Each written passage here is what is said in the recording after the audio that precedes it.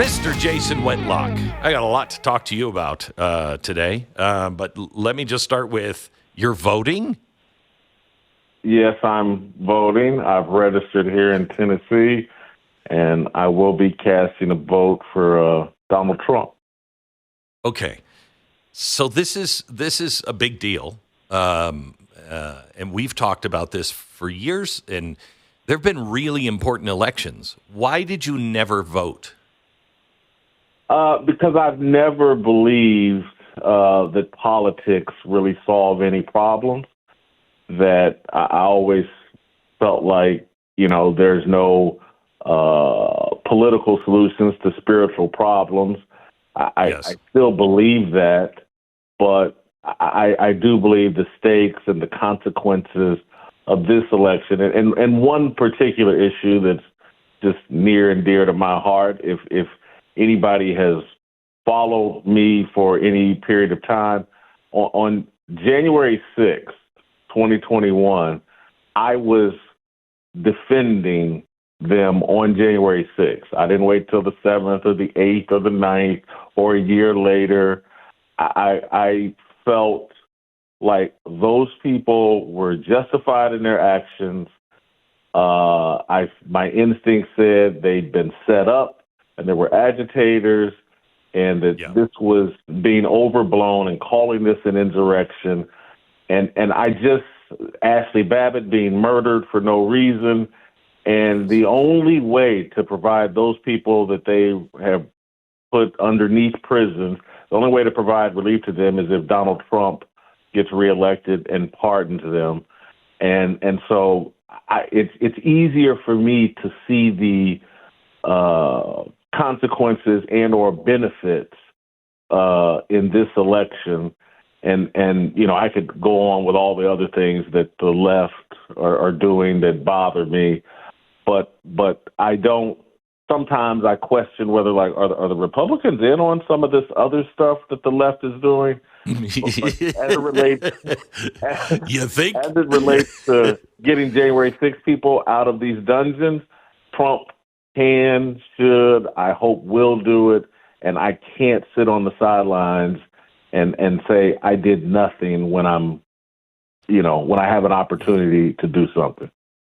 So, it's really weird with the things that are going on now, Jason, where, we could talk about it before and say, it looks like this might happen, this might happen. These things are happening.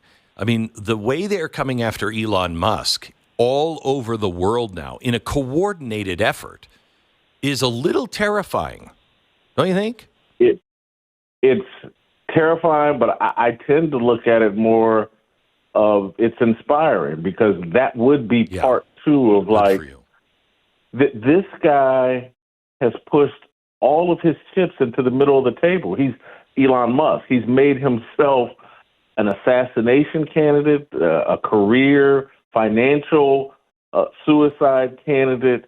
He's been very bold, and I can't sit on the sidelines and watch this guy risk everything. And the third part of it would just be the shot that they took at Donald Trump men are taking real risk right now.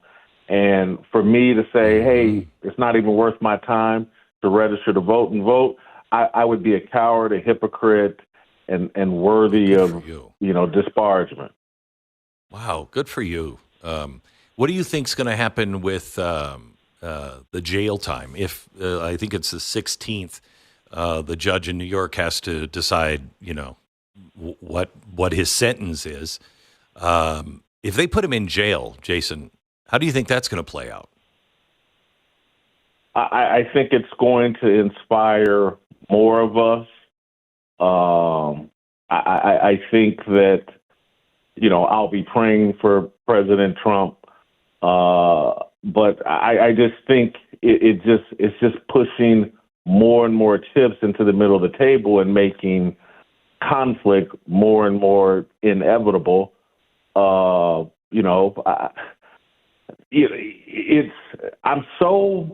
have so little confidence in the integrity of the election process We've clearly become a banana republic, and there's a TV show called Narcos. It was popular on Netflix, and it was about, drug cartels and their influence over politics in Colombia and other South American countries. And I watch it now, or I remember it now, and go, holy cow, we're just like that. That the corrupt and the criminal are actually, we got Venezuelan gangs taking over neighborhoods and communities, and we have politicians doing nothing about it. And today, Glenn, I'm going to, on my show, I'm going to get into a discussion about just the great replacement, and I'm going to use sports to unpack it so that people can perhaps hear it in a non-political way. But this replacement thing that they got going on, that too many black people don't understand. And I know it's not just black people that don't understand it, but we've lost our reverence for American citizenship. And we just think, hey, anybody and everybody should just be able to come over here and do whatever. And we're so caught up.